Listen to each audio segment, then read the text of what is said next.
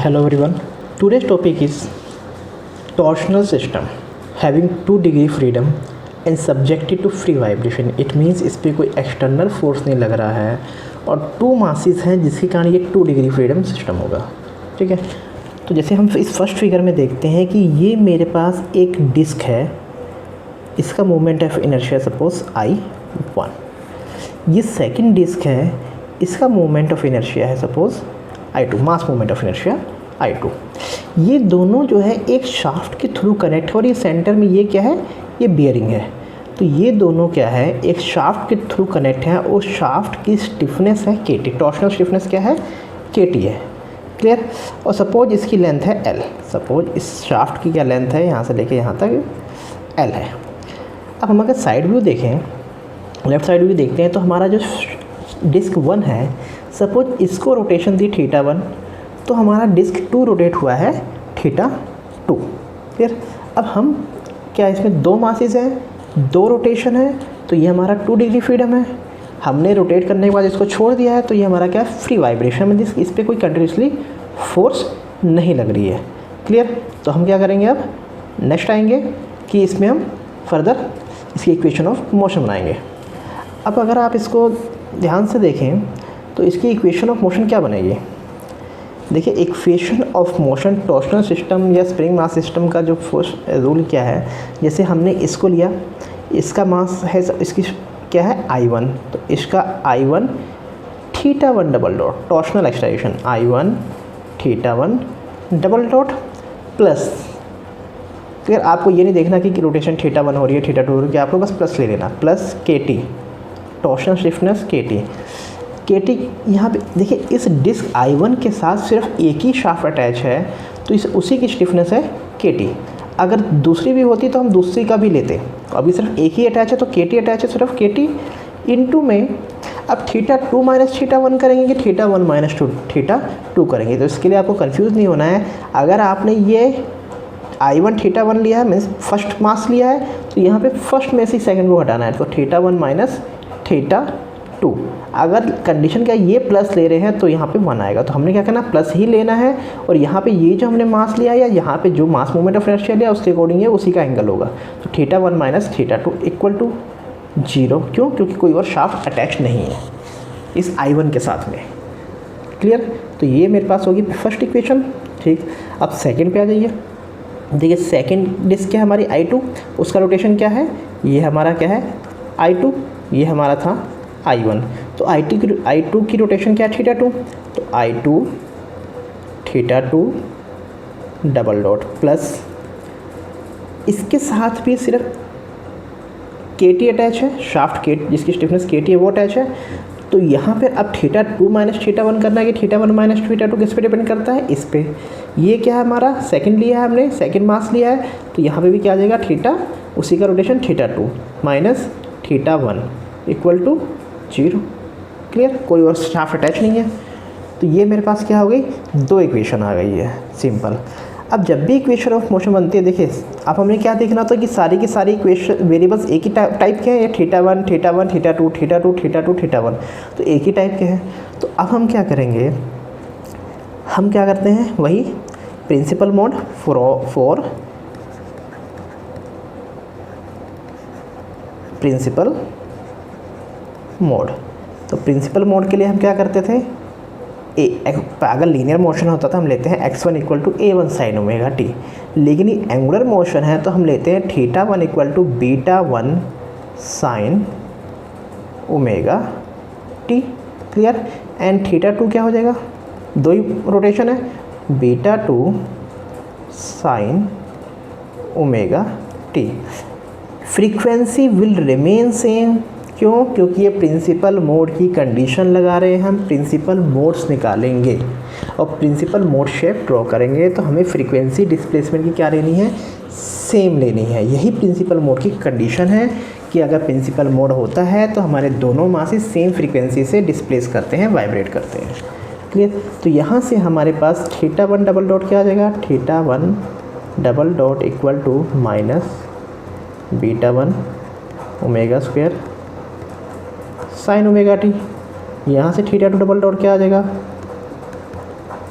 Minus beta 2 omega square sine omega t. Clear. अब theta one double dot theta two double dot की value इस equation first और इस equation second में put कीजिए put. तो पुट करने के बाद यहाँ पे है I1, इक्वेशन फर्स्ट से ले रहे हैं I1, theta one double dot क्या है minus beta 1 omega square sine omega T. Sign omega T नहीं लेते क्योंकि वो कैंसिल हो जाता है बाद में, इसलिए हम छोड़ दे रहे हैं। प्लस में के टी, थीटा 1 कितना है बीटा 1 साइन ओमेगा टी रहने देते हैं, माइनस में थीटा 2 कितना है बीटा 2 इक्वल टू 0। क्लियर। अब हमारा क्या होता है, हमने क्या करना होता है कि बीटा 1 वाली टर्म एक साइड और बीटा 2 वाली टर्म एक साइड। क्लियर। तो हम अब वो कर लेते हैं। तो यहाँ पर हम बीटा 1 को रह देते हैं, उस साइड बीटा 2 ले जाते हैं। फिर क्या करते हैं, हम इनका रेशो निकाल देते हैं। तो हम यहाँ पे यही करते हैं, हम beta 1 by beta 2 he direct लिख लेते हैं कि आप कर लीजिएगा। तो बताइए क्या आएगा, ये आएगा के T upon minus I1 omega square plus k t. Clear. ये तो हमारा किससे आ गया, फ्रॉम इक्वेशन फर्स्ट।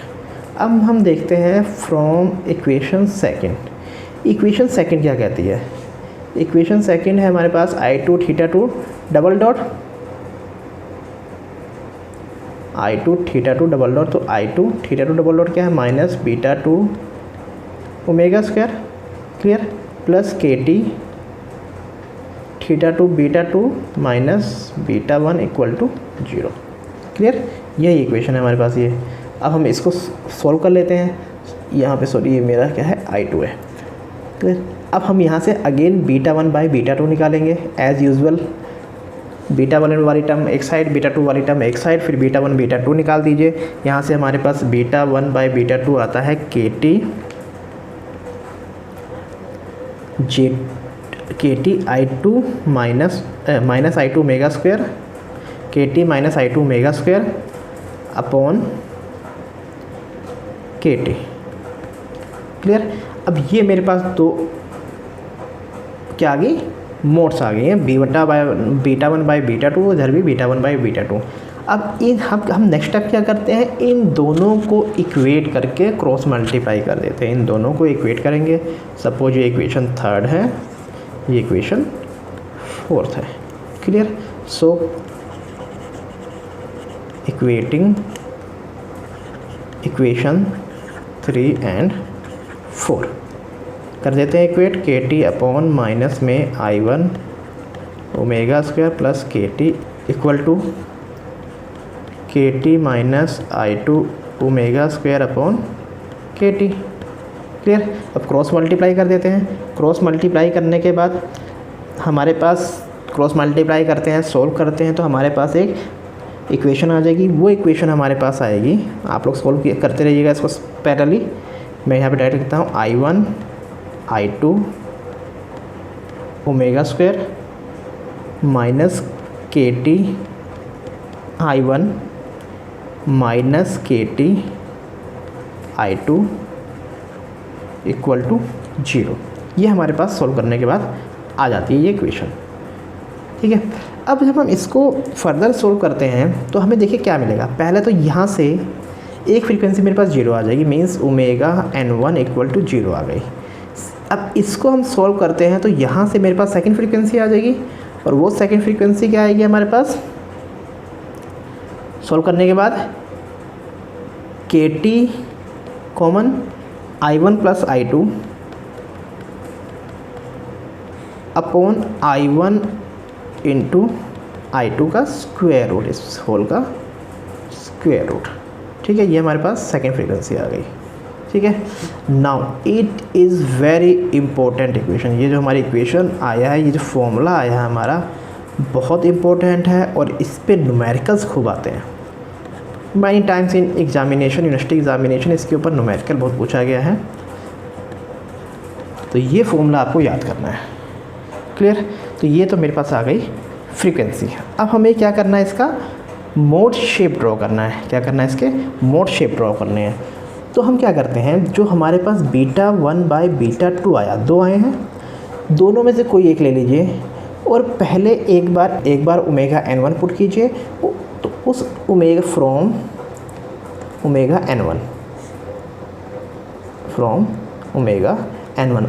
n1 से क्या आता है, β1/β2 =+1। क्लियर, ये है मेरा फर्स्ट मोड शेप। ये क्या है, मेरा फर्स्ट मोड शेप, इसलिए यहाँ पे 1 लिखते हैं। β1/β2 क्या आ गया मेरे पास, +1। नाउ फ्रॉम ओमेगा n2 यहाँ से मेरे पास क्या आ जाता है, β1/β2 from second equal to -I2/I1 आ जाता है। क्लियर, ये मेरे पास हो गया सेकेंड मोड। अब हमने इसका मोड शेप ड्रॉ कर देना है। इसका क्या करना है, हमें मोड शेप ड्रॉ करना है। देखिए मेरे पास सिस्टम क्या था, अगेन हम ओरिजिनल फिगर पहले ड्रॉ कर लेते हैं। ये था, एक डिस्क ये थी, ये शाफ्ट थी और यहाँ पे एक डिस्क और थी। क्लियर, हमने इसका मोड शेप ड्रा करना है, तो हम फर्स्ट के लिए ले लेते हैं ये रेफरेंस लाइन। क्लियर, अब देखिए फर्स्ट क्या कहता है, जितना β1 = β2 है, फर्स्ट मोड शेप क्या कह रहा है, ये वाला β1 = β2। इट मीन्स ये अगर मेरा β1 रोटेशन हुआ, β1, तो ये भी मेरा सेम उतना β2 जो भी क्या होगा, सेम होगा, मतलब β2 = β1 होगा। तो ये हमारी दोनों क्या है, एक हॉरिजॉन्टल लाइन से इसको मीट कर देंगे। ठीक है, ये मेरे पास क्या आ गया, फर्स्ट मोड शेप। ठीक, सेकंड मोड शेप क्या कहता है, β1 = -I2, β2 = I1। β1 = -I2, β2 = I1। ठीक है, तो हम सपोज़ कि हमारा β1 कितना आ गया, ये डिस्प्लेसमेंट हुई, ये कितनी होगी β1, ये कितना होगा, माइनस में I2। β2 मेरा कितना डिस्प्लेस होगा, अब माइनस था तो ये इधर नीचे की तरफ आ जाएगा, I1। अब इन दोनों को आप मीट कर दीजिए, ये हमारा क्या हो गया, सेकंड मोड शेप हो गया। ठीक है, अब देखिए यहाँ पर एक न्यूमेरिकल बहुत बार पूछा जाता है, या एक इस पे कई बार ऑब्जेक्टिव भी पूछे गए हैं कि इस तरह से आपसे वो क्वेश्चन दे देगा और कहेगा कि ये बताइए कि ये 0 पॉइंट कहाँ पर आएगा। मीन्स किस शाफ्ट की उस लेंथ को बताने को कहते हैं, मतलब कि ये लेंथ L1 कितनी होगी और ये लेंथ L2 कितनी होगी, वो ये क्वेश्चन आता है। ठीक है, तो हम ये लेंथ निकालते हैं। अब इसमें से देखिए, अब इस वाली मोड शेप से, इस जो फर्स्ट मोड शेप थे, इससे हमें क्या पता चलता है कि अगर मेरा फर्स्ट डिस्क का जितना रोटेशन हुआ उतना ही डिस्क 2 का हुआ, तो this implies shaft will not twist, shaft will not twist, क्योंकि स्पीड एंगुलर रोटेशन अगर सेम है, शाफ्ट दोनों डिस्क अगर सेम एंगुलर रोटेशन हुआ, इट मीन शाफ्ट भी उतना ही रोटेट किया, उसमें कोई ट्विस्टिंग हुई नहीं। क्लियर, लेकिन ये क्या डोनेट करता है, ये डोनेट करता है कि शाफ्ट में क्या होगी, ट्विस्टिंग होगी, शाफ्ट विल ट्विस्ट। ठीक है, और ये ट्विस्टिंग हमें अवॉइड करनी होती है, ये ट्विस्टिंग हमें अवॉइड करनी होती है। क्लियर, अब अगर हम सिमिलर ट्रायंगल को फॉलो करते हैं, हमने अब L1 और L2 की वैल्यू निकालनी है, हमने L1 और L2 की वैल्यू निकालनी है। एक्चुअल में L1 + L2 = टोटल लेंथ है, L1 + L2 = टोटल लेंथ है। ठीक है, अब आप सिमिलर ट्रायंगल रूल लगा दीजिए। सिमिलर ट्रायंगल क्या कहता है, L1/I2 = L2/I1। ठीक है, तो L1 क्या आ जाएगा मेरे पास, I2/I1 इंटू में L2, और L2 अगर हम यहाँ से देखें तो L2 की मेरे पास वैल्यू है L-L1, तो यहाँ पे मेरे पास आ जाएगा L-L1। क्लियर, तो मैं इसमें L1 को इस लेफ़्ट साइड में ले आता हूँ, L1 को हमने लेफ़्ट साइड में ले लिया, तो ये मेरे पास आ जाता है 1 + I2/I1। Clear, equal to I2/I1 into में L। ठीक है, सिंपल है ये। तो यहाँ से मेरे पास L1 कितना आएगा, यहाँ से L1 कितना आ जाएगा, L इंटू में I2, L इंटू में I2 upon I1 plus I2। Clear. तो फिर ये आपके पास आ गया L1। और जब आपके पास ये L1 आ गया तो आप यहाँ से L2 निकाल ही सकते हैं, वो क्या होगा, L माइनस L1। ठीक है, L1 आ ही गया है, तो आपको ये फॉर्मूला ये भी याद रखना है, या फिर आप सिमिलर ट्रायंगल रूल के थ्रू इसको निकाल सकते हैं। ठीक है, तो फिर ये हमारे पास क्या आ गया कि शाफ्ट की किस पोजीशन पे जीरो ट्विस्ट होगा, मतलब कहाँ पे उसका क्या होगा, ना वो इधर ट्विस्ट कर रही है ना वो इस साइड ट्विस्ट कर रही है, वो अपने ओरिजिनल जीरो पोजीशन पे है। ठीक है, तो ये हमारे पास क्या हो जाती है, इसको हम बोलते हैं नोड निकालना, नोड्स बोलते हैं, क्योंकि वो क्वेश्चन में बोलता है कि उस नोड्स की लोकेशन बताइए। क्लियर। तो ये हमारे पास क्या हो गया, टॉर्शनल सिस्टम हो गया। In next lecture we will discuss about semi definite system.